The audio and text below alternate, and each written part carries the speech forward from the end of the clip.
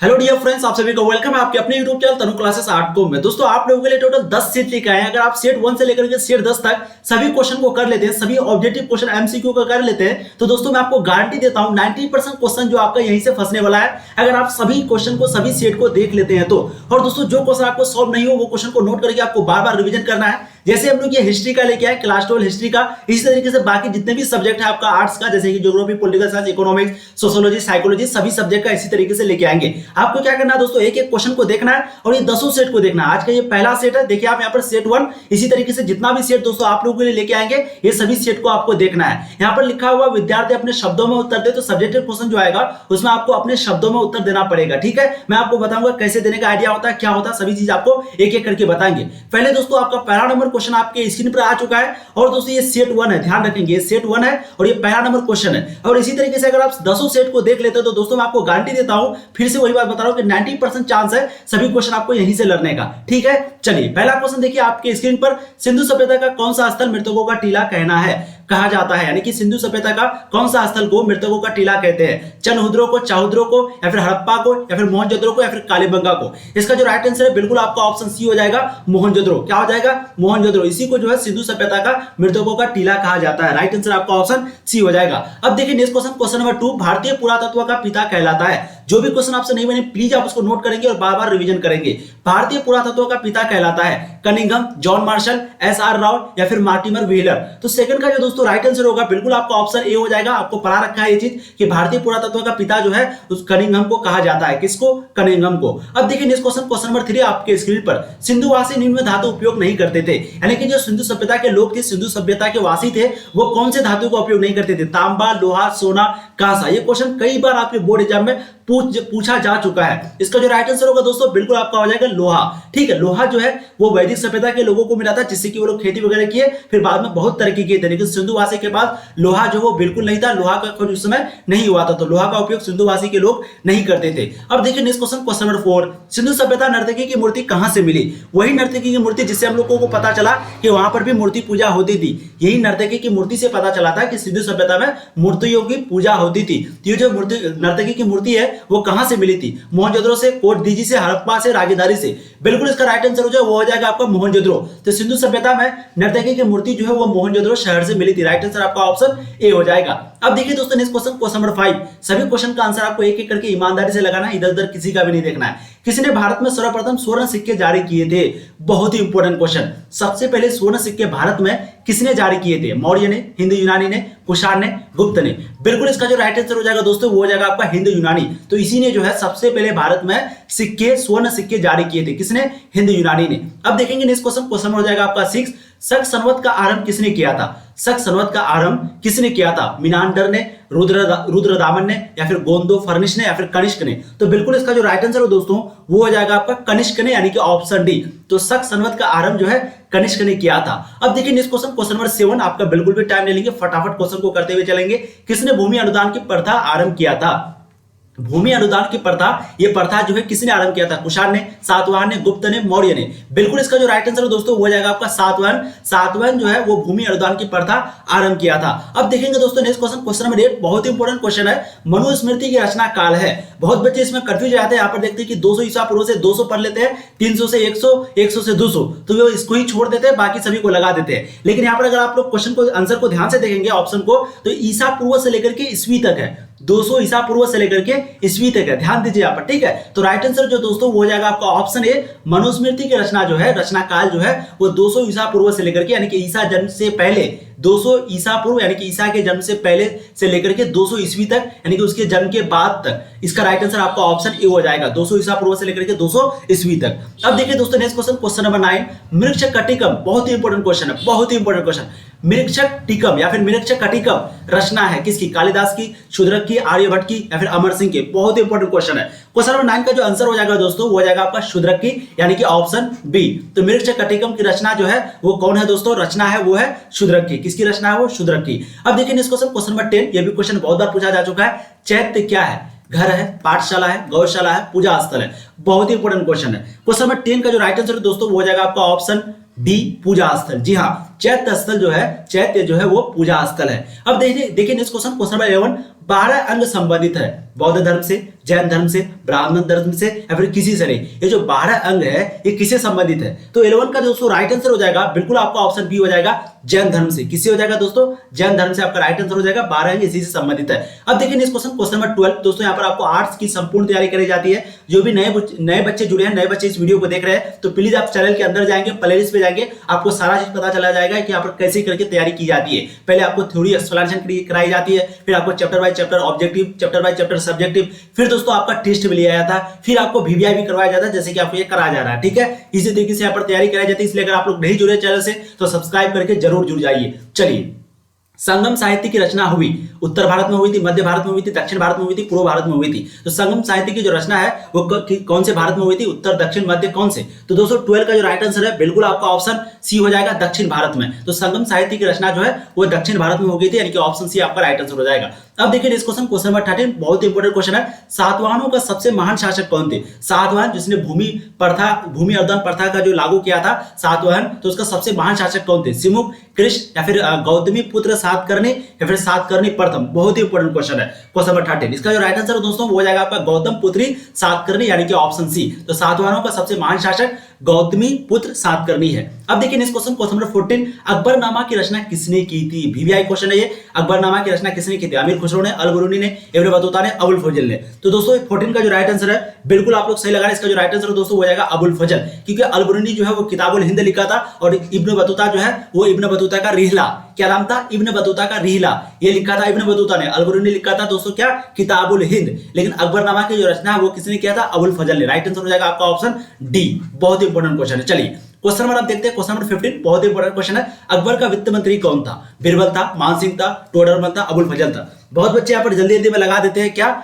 ए लगा देते हैं बिरबल, लेकिन नहीं, अकबर का जो वित्त मंत्री था दोस्तों वो था टोडरमल। क्या नाम था इसका? टोडरमल, यानी कि राइट आंसर आपका 100 लिखा हुआ ऑप्शन सी हो जाएगा। अकबर का वित्त मंत्री जो है वो टोडरमल था। अब देखिए इस क्वेश्चन नंबर 16, मुगल कालीन चित्रकला किसके काल में 4 मोत्कर्ष पर पहुंची थी? हुमायूं के काल में, अकबर के काल में, जहांगीर के काल में, शाहजहां के काल में? तो मुगल कालीन चित्रकला जो है वो किसके काल में 4 मोत्कर्ष पर पहुंची थी? बहुत ही इंपॉर्टेंट क्वेश्चन है। क्वेश्चन नंबर 16 का जो दोस्तों राइट आंसर है वो हो जाएगा आपका जहांगीर। ठीक है, तो मुगल कालीन चित्रकला किसके काल में 4 मोत्कर्ष पर पहुंची थी? जहांगीर के काल में। अब देखिए दोस्तों नेक्स्ट क्वेश्चन नंबर 17, लाडली बेगम किसकी पुत्री थी? नूरजहां, मुमताज, आसमा बेगम, जहांआरा? बहुत इंपॉर्टेंट क्वेश्चन है। लाडली बेगम जो है वो किसकी पुत्री थी? बहुत ही इंपॉर्टेंट क्वेश्चन है दोस्तों। इसका जो राइट आंसर है बिल्कुल आपका हो जाएगा नूरजहां। ठीक है, तो लाडली बेगम जो है वो किसकी पुत्री थी? नूरजहां की बेटी थी। अब देखिए इस क्वेश्चन हो जाएगा आपका 18, दिल्ली में चांदनी चौक का निर्माण किसने करवाया था? जहां आरा ने, रोशन आरा ने, गौहर आरा ने, किसी ने नहीं? तो दिल्ली में जो है चांदनी चौक का निर्माण वो किसने करवाया था? सभी क्वेश्चन आपके लिए इंपॉर्टेंट आपको बता दे रहे हैं। 18 का जो राइट आंसर होगा दोस्तों बिल्कुल आपका हो जाएगा ऑप्शन ए, जहां आरा। ठीक है, तो दिल्ली में चांदनी चौक का निर्माण जो है जहां आरा ने करवाया था। किसने? जहां आरा। अब देखिए इस क्वेश्चन नंबर 19, भारत के अंतिम मुगल सम्राट कौन था? ये क्वेश्चन कई बार आपके बोर्ड एग्जाम में पूछा जा चुका है। भारत के अंतिम मुगल सम्राट अंतिम कौन था भारत का? शाहजहां या फिर औरंगजेब, मोहम्मद शाह, ये मुजम्मद नहीं है, मोहम्मद शाह या फिर बहादुर शाह जफर? तो दोस्तों 19 का जो राइट आंसर है बिल्कुल आपका जो है हो जाएगा वो बहादुर शाह जफर। बिल्कुल इसी का गर्दन काट दिया था अंग्रेजों ने। ठीक है, तो भारत की जो अंतिम मुगल सम्राट है वो है बहादुर शाह जफर। इसी के बाद अंग्रेज जो है इसके बेटा वगैरह जितने भी वंशज थे सभी को खत्म कर दिया गया, इससे जो आने वाला पीढ़ी थी। ठीक है, अब देखेंगे दोस्तों नेक्स्ट क्वेश्चन हो जाएगा आपका कितना? 20, गोपुरम से आप क्या समझते हैं? बहुत इंपॉर्टेंट क्वेश्चन। मंदिर का प्रवेश द्वार, गाय का एक प्रकार या फिर भू राजस्व का एक प्रकार या फिर नृत्य की एक शैली? तो गोपुरम से जो है आप लोग क्या समझते हैं? बहुत ही इंपॉर्टेंट क्वेश्चन है दोस्तों, बहुत ही इंपॉर्टेंट। इसका जो राइट आंसर है बिल्कुल आपका हो जाएगा प्रवेश का, मंदिर का प्रवेश द्वार। ठीक है, तो गोपुरम से क्या समझते हैं दोस्तों? मंदिर का प्रवेश द्वार। बहुत ही इंपॉर्टेंट क्वेश्चन है आपके लिए। ठीक है, अब देखिए नेक्स्ट क्वेश्चन हो जाएगा 21। देखिए तेनालीराम का संबंध किस राजवंश से है? तेनालीराम का संबंध किस राजवंश से है? विजयनगर से, बीजापुर से, मुगल से, बहमनी से? बहुत ही इंपॉर्टेंट क्वेश्चन है क्वेश्चन नंबर 21। इसका जो राइट आंसर है दोस्तों हो जाएगा आपका विजयनगर। तो तेनालीराम का संबंध जो है वो किस राजवंश से है? विजयनगर संबंध से, विजयनगर राजवंश से। राइट आंसर आपका ऑप्शन ए हो जाएगा। ठीक है, अब देखिए नेक्स्ट क्वेश्चन नंबर 22, बल्लमाचार्य का जन्म कहां हुआ था? बल्लमाचार्य का जन्म जो है कहां हुआ था? आगरा में, बेंगलोर में या फिर वाराणसी में या फिर श्री रंगपट्टनम में? ठीक है, बहुत इंपॉर्टेंट क्वेश्चन है क्वेश्चन नंबर 22 का जो राइट आंसर है बिल्कुल आपका ऑप्शन सी हो जाएगा वाराणसी। तो बल्लमाचार्य का जो जन्म है वो वाराणसी में हुआ था। कहां पर हुआ था दोस्तों? वाराणसी में। अब देखिए नेक्स्ट क्वेश्चन नंबर 23, ये भी क्वेश्चन कई बार आपके बोर्ड एग्जाम में पूछा जा चुका है। बंगाल के प्रसिद्ध संत कौन थे? प्रसिद्ध संत बंगाल के कौन थे? चैतन्य महाप्रभु या फिर गुरु नानक, कबीर, बाबा फरीद। तो दोस्तों इसका जो राइट आंसर हो दोस्तों वो हो जाएगा आपका चैतन्य महाप्रभु, यानी कि ऑप्शन ए, ऑप्शन अ आपका राइट आंसर हो जाएगा। बंगाल के प्रसिद्ध संत थे चैतन्य महाप्रभु। अब देखिए नेक्स्ट क्वेश्चन, क्वेश्चन नंबर 24, सुल्तान उल हिंद किसे कहा गया? बहुत ही इंपॉर्टेंट क्वेश्चन है। सुल्तान उल हिंद किसे कहा गया? रुआजा मोइनुद्दीन चिश्ती को, रुआजा मोइनुद्दीन चिश्ती को, या फिर शेख सलीम चिश्ती को, निजामुद्दीन औलिया को, फरीदुद्दीन गंज शक्कर को। बहुत ही इंपॉर्टेंट क्वेश्चन है। क्वेश्चन नंबर 24 का जो राइट आंसर है दोस्तों बिल्कुल आपका ऑप्शन ए हो जाएगा, रुआजा मोइनुद्दीन चिश्ती। ऑप्शन ए रुआजा मोइनुद्दीन चिश्ती, इसी को जो है सुल्तान उल हिंद का मतलब कि सुल्तान उल हिंद कहा गया। किसको? रुआजा मोइनुद्दीन चिश्ती को। अब देखिए नेक्स्ट क्वेश्चन, क्वेश्चन नंबर 25 आपके स्क्रीन पर, यात्रियों का राजकुमार किसे कहा गया है? फहमान को, या फिर हुएन संग को, या फिर हुएन संग भी पढ़ा जाता है, अलबरूनी को, इब्न बतूता को। तो देखिए यात्रियों का राजकुमार किसे कहा जाता है? बहुत ही इंपॉर्टेंट क्वेश्चन है। इसका जो राइट आंसर है दोस्तों वो हो जाएगा आपका हुएन संग। ठीक है, इसको हुएन संग भी पढ़ते हैं। राइट आंसर आपका ऑप्शन बी हो जाएगा। बहुत बच्चे यहाँ पर इब्न बतूता अलबरूनी लगाते हैं, नहीं, ये तो याद है अलबरूनी को जो है बंदी बना के लेके आ गया था उज्बेकिस्तान से, इसको बंदी बना के यानी कि गुलाम बना के लेके आया था। कौन? महमूद गजनवी अलबरूनी को। इब्न बतूता जो है इसको शौक था बहुत ज्यादा यात्रा करने का, यानी कि घूमने का, ये जिद्दी आदमी था घूमने के लिए। ठीक है, तो इब्न बतूता जो है अपने से आया था भारत में। और इब्न बतूता का किताब का नाम क्या है दोस्तों? इब्न बतूता का रिहला। अलबरूनी का किताब का नाम क्या है? ये पूछा जाता है आपके बोर्ड एग्जाम में, बहुत बार ये क्वेश्चन पूछा गया है। किताबुल हिंद अलबरूनी की किताब का नाम है। ठीक है, वो जो है अरबी भाषा में लिखा गया था। तो यात्रियों का राजकुमार जो ये दोनों को नहीं कहते। इसका जो राइट आंसर है बिल्कुल आपका ऑप्शन 25 का राइट आंसर ऑप्शन बी हो जाएगा, हुएन संग। ठीक है, अब देखिए नेक्स्ट क्वेश्चन, क्वेश्चन हो जाएगा 26, कैप्टन हॉकिंस। कोई भी क्वेश्चन आपको गलत लगे प्लीज, कोई भी क्वेश्चन में डाउट हो प्लीज आप लोग कमेंट करेंगे, ताकि नेक्स्ट वीडियो में उसको क्लियर कर देंगे। क्योंकि क्या होता है दोस्तों, एक क्वेश्चन अगर आपका गलत हो गया तो आपका 1 मार्क्स चला जाएगा ऑब्जेक्टिव में। इसलिए अगर आप लोग को लगता है डाउट है या फिर लगता है कि गलत हो सकता है, हमसे भी गलत हो सकती है, कोई बड़ी बात नहीं है, इंसान से गलती होती है, तो आप लोग जरूर बताएंगे ताकि हम नेक्स्ट वीडियो में उसको क्लियर कर दें। ठीक है, अब देखिए नेक्स्ट क्वेश्चन, ये सेट 1 है, ध्यान रखेंगे। सेट कितना है? 1 है, ध्यान रखेंगे आप लोग। कैप्टन हॉकिंस किस मुगल शासक के दरबार में आया था? ये दरबार है तो बताएंगे कैप्टन हॉकिंस जो है वो किस मुगल शासक के दरबार में आया था? अकबर, जहांगीर, औरंगजेब, शाहजहां। बहुत इंपॉर्टेंट क्वेश्चन है। क्वेश्चन नंबर 26 का जो दोस्तों राइट आंसर है वो हो जाएगा आपका जहांगीर। ठीक है, तो कैप्टन हॉकिंस जो थे वो जहांगीर के मुगल शासक के दरबार में आया था। अब देखिए नेक्स्ट क्वेश्चन, क्वेश्चन नंबर 27, जोतदार प्रायः कहां रहते थे? गांव में रहते थे, शहरों में रहते थे, महानगरों में रहते थे, कस्बों में रहते थे। ये जो जोतदार है वो कहां पर रहते थे दोस्तों? इसका राइट आंसर जो दोस्तों वो हो जाएगा आपका गांव, यानी कि ऑप्शन ए। ठीक है, तो जोतदार जो है वो गांव में रहते थे प्रायः। अब देखिए नेक्स्ट क्वेश्चन, क्वेश्चन नंबर 28, अस्थायी बंदोबस्त में भूमि का स्वामी किसे माना गया था? अस्थायी बंदोबस्त में भूमि का स्वामी किसे माना गया था? जमींदार को, राज्य को, रैयत को, दलाल को। तो अस्थायी बंदोबस्त में भूमि का स्वामी किसे माना गया था दोस्तों? इसका जो राइट आंसर है बिल्कुल आपका हो जाएगा जमींदार को। तो अस्थायी बंदोबस्त भूमि का स्वामी जो है वो जमींदार को माना गया था। किसे? जमींदार को। अब देखिए next question, question number 29, Awadh के साथ वेलेजली ने सहायक संधि कब किया? 1800 में, 1801 में, 1810 में, 1840 में। तो अवध के साथ वेलेजली जो है वो सहायक संधि कब किया था? बहुत ही इंपॉर्टेंट क्वेश्चन है। इसका जो दोस्तों राइट आंसर है वो हो जाएगा आपका ऑप्शन बी। क्या हो जाएगा दोस्तों? 1801। तो अवध के साथ वेलेजली ने सहायक संधि कब किया था? 1801 ईस्वी में। अब देखिए नेक्स्ट क्वेश्चन, क्वेश्चन नंबर 30, 1857 का सिपाही विद्रोह कहां प्रारंभ हुआ था? बंगाल में, बिहार में, मेरठ में, झांसी में। बहुत ही इंपॉर्टेंट क्वेश्चन है दोस्तों। इसका जो राइट आंसर है बिल्कुल आपका हो जाएगा मेरठ। तो 1857 में सिपाही विद्रोह जो है वो मेरठ से शुरू हुआ था। कहां से शुरू हुआ था? मेरठ से। अब देखिए नेक्स्ट क्वेश्चन, क्वेश्चन नंबर 31, 1857 में बिहार में विद्रोही का नेतृत्व किसने किया था? जो 1857 में जो बिहार में विद्रोही का जो नेतृत्व है वो किसने किया था? बहुत इंपॉर्टेंट क्वेश्चन है, क्वेश्चन नंबर 31। ठीक है, तो दोस्तों नाना साहेब, नाना फरनवीसर, ठीक है, वीर कुंवर सिंह या फिर लक्ष्मीबाई। तो 31 का दोस्तों राइट आंसर जो है वो हो जाएगा आपका ऑप्शन सी, वीर कुंवर सिंह। क्या हो जाएगा दोस्तों? ऑप्शन सी, वीर कुंवर सिंह। ठीक है, तो 1857 में विद्रोही का नेतृत्व जो है वो वीर कुंवर सिंह किया था। अब देखिए दोस्तों नेक्स्ट क्वेश्चन, क्वेश्चन हो जाएगा आपका कितना? मुझे क्वेश्चन नंबर 30 में थोड़ा सा डाउट लग रहा है। 1857 का जो सिपाही विद्रोह कहां बना है? बिहार भी हो सकता है, मेरठ भी हो सकता है, क्योंकि यहाँ पर प्रारंभ में दिया। अगर आप लोग को डाउट अगर क्लियर है तो आप लोग जरूर कमेंट कीजिए, बाकी नेक्स्ट वीडियो में इसको क्लियर कर देंगे। क्वेश्चन नंबर 30 आप लोग ध्यान रखिएगा, जरूर पूछिएगा। ठीक है, अब देखिए next question, question number 32, Plassey किस राज्य में स्थित है? बंगाल में, बिहार में, उड़ीसा में, मध्य प्रदेश में। बहुत इंपॉर्टेंट क्वेश्चन है। क्वेश्चन नंबर 32 का जो राइट आंसर है बिल्कुल आपका ऑप्शन हो जाएगा बंगाल में। पलासी किस राज्य में स्थित है दोस्तों? बंगाल में। अब देखिए next question, question number 23, east India द्वारा कलकत्ता में सर्वोच्च न्यायालय की स्थापना कब की गई थी? एक बार चेक करें तो वॉइस क्वालिटी, वीडियो क्वालिटी सब सही जा रही है कि नहीं? चले, बहुत अच्छी बात है। ईस्ट इंडिया द्वारा कलकत्ता में सर्वोच्च न्यायालय की स्थापना कब की गई थी? 1885 में, 1895 में, 1773 में, 1673 में। बहुत इंपॉर्टेंट क्वेश्चन है, क्वेश्चन नंबर 33। इसका जो राइट आंसर दोस्तों हो जाएगा आपका 1773 ईस्वी में। तो ईस्ट इंडिया कंपनी द्वारा कलकत्ता में सर्वोच्च न्यायालय मतलब समझ रहे, सुप्रीम कोर्ट, एक कब स्थापना की गई थी? 1773 को। कहां पर दोस्तों? कलकत्ता में। ठीक है, किसके द्वारा? ईस्ट इंडिया कंपनी के द्वारा। जो कि अंग्रेज के द्वारा बनाया गया था। अब देखिए नेक्स्ट क्वेश्चन नंबर 34, भारत की राजधानी कलकत्ता की जगह दिल्ली को कब लाया गया? क्योंकि आपको मालूम है अंग्रेज जो आकर के है भारत को जो है यानी कि भारत की राजधानी जो है कलकत्ता को बनाया था, फिर भारत की जगह कलकत्ता की जगह दिल्ली को कब बनाया गया? 1911, 1922, 1811 या फिर 1905 को? बहुत ही इंपॉर्टेंट क्वेश्चन है। इसका जो दोस्तों राइट आंसर है बिल्कुल आपका ऑप्शन हो जाएगा 1845 को। राइट आंसर क्या हो जाएगा? Option A. ठीक है, 35 का राइट आंसर हो जाएगा। भारत की राजधानी कलकत्ता की जगह दिल्ली को कब बनाया गया था? बिल्कुल 34 का जो राइट आंसर है दोस्तों वो हो जाएगा आपका ऑप्शन ए 1911। क्या हो जाएगा दोस्तों? Option A 1911। तो भारत की राजधानी कलकत्ता की जगह दिल्ली को कब बनाया गया था? 1911 को। भारत में जनगणना कब से प्रारंभ किया गया था? ये हो जाएगा 1872 को। 35 का राइट आंसर जो है हो जाएगा 1872। भारत में जनगणना कब से प्रारंभ किया गया था? 1872 ईस्वी से। अब देखेंगे नेक्स्ट क्वेश्चन नंबर 36, बंगाल विभाजन किस वायसराय ने किए थे? डलहौजी ने, कर्जनपरी ने, रिपन ने, डकरी ने? बहुत इंपॉर्टेंट क्वेश्चन है। बंगाल विभाजन किस वायसराय ने किए थे दोस्तों? बहुत इंपॉर्टेंट क्वेश्चन है। 36 का जो राइट आंसर है बिल्कुल आपका ऑप्शन बी हो जाएगा, कर्जनपरी। ठीक है, तो बंगाल विभाजन किस वायसराय ने किए थे?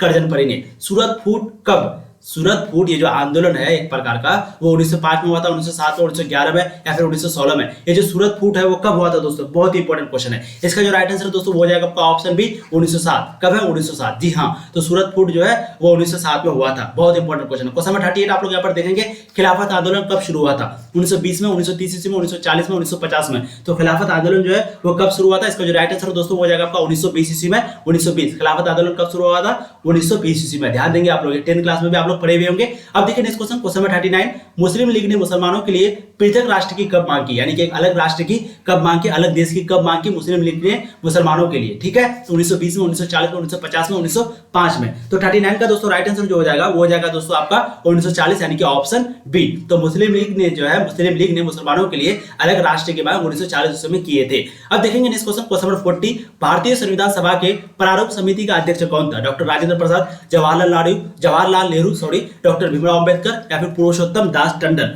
भारतीय संविधान सभा के प्रारूप समिति का अध्यक्ष कौन था? तो दोस्तों इसका जो राइट आंसर है बिल्कुल आपका हो जाएगा option C, doctor Bhimrao Ambedkar, Baba Bhimrao Ambedkar. ठीक है, अब दोस्तों देखिए एक कुछ इंपॉर्टेंट क्वेश्चन आप लोगों के लिए, लघु उत्तरीय प्रश्न। आप यहाँ हो सके तो आप लोग स्क्रीनशॉट ले लीजिए, इसको अपने से बनाने का कोशिश कीजिए। बाकी आप लोगों के लिए एक डेडिकेटेड वीडियो लेंगे जिसमें इंपॉर्टेंट जो क्वेश्चन रहेगा, जैसे कि ये सभी क्वेश्चन आपके लिए इंपॉर्टेंट है, सभी क्वेश्चन कभी ना कभी ये क्वेश्चन आपके लिए पूछा गया, लघु में भी और दीर्घ में भी। ठीक है, ये सभी क्वेश्चन आपको करवाएंगे, आपको बिल्कुल टेंशन ले लेना है। लेकिन अभी नहीं करवाएंगे, अभी भी क्या करेंगे, अभी ये सेट 1 था, ये क्या था? सेट 1 था, फिर सेट 2 लेके आएंगे, फिर सेट 3 लेके आएंगे। सेट 10 जब हम लोग का कंप्लीट हो जाएगा हिस्ट्री में, उसी तरीके से ज्योग्राफी में भी करते रहेंगे इसी तरीके से। ठीक है, जैसे कि आज सेट 1 अगर ज्योग्राफी का लेके आए, हिस्ट्री का लेके आए, फिर कल हो सकता है पॉलिटिकल का लेके आए, परसों हो सकता है ज्योग्राफी का लेके आए। ठीक है, इसी तरीके से जब सेट 1 से लेकर के सेट 10 तक पूरा कर देंगे, उसके बाद फिर आपका इस तरह का क्वेश्चन जो है इसको करवाएंगे। आपको बिल्कुल टेंशन लेना है कि कब करवाएंगे, बिल्कुल करवाएंगे। अगर आप अपने से करना चाहते हैं बहुत अच्छी बात है, अपने से कर लीजिए, बाद में जब हम करवाएंगे उस समय आप आंसर को मिला लीजिएगा। ठीक है, क्वेश्चन को आप ध्यान से पढ़ लीजिए। पहला क्वेश्चन है, सिंधु सभ्यता में अन्नगारों का क्या महत्व था? हड़प्पा लिपि के विषय के बारे में आप क्या लिखते हैं? हड़प्पा लिपि के बारे में आपको पूरा लिख देना है। मैंने आपको थ्योरी में पढ़ा रखा है। थ्योरी अगर आप नहीं देखे, एक्सप्लेनेशन को नहीं देखे, प्लीज जाकर के देखिए चैप्टर 1 का, उसमें मैंने डिटेल्स में ये सारा चीजों को बताया है। मगध के उत्कर्ष के कारणों की विवेचना कीजिए। मगध के बहुत इंपॉर्टेंट क्वेश्चन है, मगध के बारे में मैंने आपको डिटेल्स में पढ़ाया है। ठीक है, महाभारत पर 50 शब्द लिखे, महाभारत के बारे में मैंने आपको पढ़ाया है, मात्र 50 शब्द में लिखने के लिए। अकबर के नवरत्नों का नाम बताइए, इसके बारे में मैंने आपको पढ़ाया रखा है बिल्कुल थ्योरी में, एक्सप्लेनेशन वाला चैप्टर में। विजयनगर साम्राज्य का संस्थापक कौन था? इसकी स्थापना कब हुई? इसके बारे में भी मैंने आपको पढ़ाया रखा है। मीराबाई पर एक संक्षिप्त टिप्पणी लिखिए, मीराबाई पर, इसके बारे में मैंने आपको पढ़ा नहीं, मीराबाई के बारे में भी हम लोग नहीं पढ़े। अभी जो नेक्स्ट लेक्चर आएगा, नेक्स्ट चैप्टर आएगा, चैप्टर 8 लाइन, उसमें आपका मीराबाई आती है, उसमें आपको पढ़ाया जाएगा। ठीक है, मीराबाई के बारे में शायद थोड़ा सा हम लोग पढ़े थे, संक्षिप्त है ना, ये शॉर्ट क्वेश्चन थोड़ा सा आपको पढ़ाया है, लेकिन है ना थोड़ा सा पढ़ाए हैं। दुबास लोग कौन थे? इसके बारे में भी हम लोग नहीं पढ़े। लखनऊ समझौता भी नहीं पढ़े। भारत का एक धर्मनिरपेक्ष राज्य है, ये दोनों, भारत एक धर्मनिरपेक्ष राज्य है क्या? तो ये चारों क्वेश्चन अभी हम लोग नहीं पढ़े हैं, यानी कि थ्योरी नहीं पढ़ा है, चैप्टर आपको नहीं पढ़ा है। चैप्टर आपको जब पढ़ाएंगे, जब कंप्लीट हो जाएगा, फिर ये क्वेश्चन भी आपको हम करवाएंगे एक एक करके, आप लोग को बिल्कुल टेंशन ले लेना है। बाकी ये शॉर्ट लॉन्ग क्वेश्चन है, गौतम बुद्ध के जीवन शिक्षा का वर्णन ये भी पढ़ा दिए, अशोक की उपलब्धियों का मूल्यांकन ये भी पढ़ा दिए, आर्य अकबरी अपने काल का आईना है, व्याख्या करें, भक्ति और सूफी, ये सभी क्वेश्चन को आपको पढ़ा दिए। थ्योरी वाला यानी कि क्वेश्चन को नहीं पढ़ाए आपको, थ्योरी यानी कि एक्सप्लेनेशन वाला जो वीडियो है जिसमें आप पूरा थ्योरी को पहले पढ़ाते हैं, उसके बाद फिर ऑब्जेक्टिव, उसके बाद फिर सब्जेक्टिव, तो जो थ्योरी वाला वीडियो है उसमें आपका सारा चीज किया हुआ है। तो प्लीज आप लोग अगर थ्योरी को नहीं देखते हैं, आप लोग थ्योरी को जरूर देखेंगे। ठीक है, बहुत इंपॉर्टेंट होता है। फिर जो हम लोग कल लेके आएंगे दोस्तों, कल आपका लेके आएंगे सेट 2। तो हम लोग यहीं पे चैप्टर को एंड करते हैं। अगर आपको मजा आया आज का सेशन देख करके, आपको सच में लगा है कि यहाँ पर आपको सही तैयारी कराई जाती है, एकदम जेन्युइन कंटेंट दिया जाता है बिल्कुल सही तरीके से, तो प्लीज आप लोग चैनल को सब्सक्राइब करेंगे दोस्तों, हाथ जोड़ के विनती है आप लोगों के लिए। इतना करते बस एक एक लाइक, एक एक सब्सक्राइब से दोस्तों हम लोग हमें बहुत ज्यादा मोटिवेशन मिलता है। और अपने दोस्तों को शेयर जरूर कीजिए, वीडियो को एक बार लाइक जरूर कीजिए, एक प्यारा सा लाइक करने में कुछ नहीं आता, प्लीज लाइक करेंगे, अपने दोस्तों को प्लीज शेयर करेंगे ताकि वो भी इससे जुड़ पाए, चैनल से जुड़ पाए। उसको बताइए हमारे चैनल के बारे में, व्हाट्सएप, इंस्टाग्राम, टेलीग्राम हर जगह शेयर कीजिए। और ये सेट 1 है ये भी उसको बताइए, सेट 2 सेट 3 आएगा, सभी सेट को देख लेते हैं दोस्तों। मैं आपको फिर से बता रहा हूँ 90% गारंटी देता हूँ, मतलब 90% क्वेश्चन जो आपका दोस्तों यही से लड़ने वाला है, ठीक है। बिल्कुल आपको सभी अच्छे से तैयारी करना है, जो आपको पढ़ा है उतना करना है, सिलेबस की आपको बिल्कुल टेस्ट लेना है, सिलेबस आपको सही समय पे खत्म होगी, ये मेरी जिम्मेदारी। चलिए फिर मिलेंगे ना वीडियो में, तब तक के लिए जय हिंद। आप लोग पढ़ाई करते रहिए, स्वस्थ रहिए, मस्त रहिए, अच्छे से पढ़िए। All the very best.